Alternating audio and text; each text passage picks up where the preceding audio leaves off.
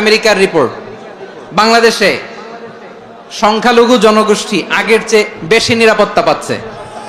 Report voice of America, Muslim report নাকি? মুসলিম জরিপ, voice of America. কথা বোঝে নাই বোধহয়। ভয়েস অফ আমেরিকা কি আমাদের রিপোর্ট না? ভয়েস অফ আমেরিকার জরিপ, বাংলাদেশের সংখ্যালঘু জনগোষ্ঠী আগের চেয়ে ভালো নিরাপত্তা পাচ্ছে।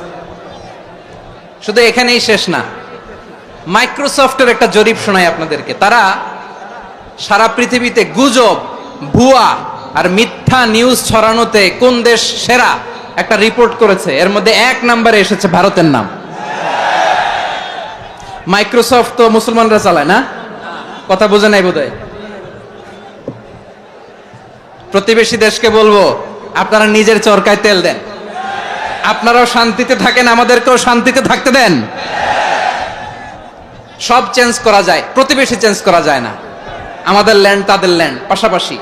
আমরা চাই তারাও সুখে থাক, আমরাও সুখে থাকি, ঠিক কিনা? কিন্তু প্রতিবেশী হলে বন্ধুত্বপূর্ণ আচরণ করতে হয়। প্রতিবেশী যদি বন্ধু না হয়ে প্রভু হতে চায়, এরকম দানব প্রতিবেশী কেউ চায় না। ভারত যদি বন্ধুত্ব উপহার দেয়, আমরাও বন্ধুত্ব দিব। কি বলেন? তারা যদি বন্ধুসুলভ আচরণ করে, আমরাও বন্ধুত্ব উপহার দেব। কারণ আমাদের পররাষ্ট্র নীতি হচ্ছে সবার সাথে বন্ধুত্ব, কারোর সাথে বৈরিতা নয়। আলহামদুলিল্লাহ বলেন। কত চমৎকার পলিসি আমাদের। আমরা নির্বিবাদী, আমরা বাংলাদেশিরা শান্তিকামী। We are proud of that. এজন্য আমরা গর্ববোধ করি।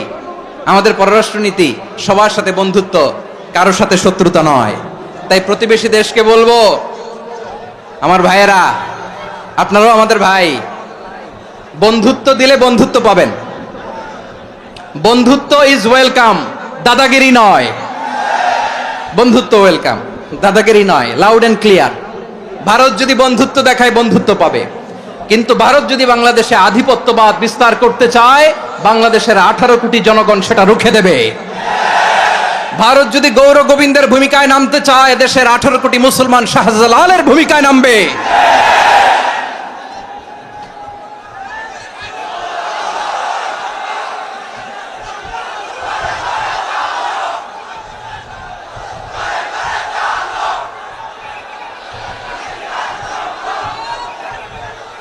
প্রিয় ভাইয়েরা, আমরা বন্ধুত্বে বিশ্বাসী, শত্রুতায় নই, ঠিক কিনা বলেন? আল্লাহ আমাদেরকে বোঝার তৌফিক দান করুক। তাহলে এই যে তারা বলেছে এদেশে সংখ্যালঘুরা কষ্টে আছে, দুঃখে আছে, এটা কি ঠিক? বলেন, এটা কি ঠিক? না, তারা ডিস ইনফরমেশন শেয়ার করেছে, এটা ঠিক নয়। আমার প্রতিবেশী বন্ধু রাষ্ট্রকে বলবো, আপনারা এটা করবেন না, এটা করবেন না। আমরা শান্তিতে আছি, আপনারাও শান্তিতে থাকেন, আমাদেরকেও শান্তিতে থাকতে দেন। এই যে চিটাগাংয়ের অ্যাডভোকেট আলিফ হত্যাকাণ্ডে গোটা বাংলাদেশ আমরা ধৈর্যের পরাকাষ্ঠা দেখিয়েছে। চিল্লায় বলেন, ঠিক কিনা?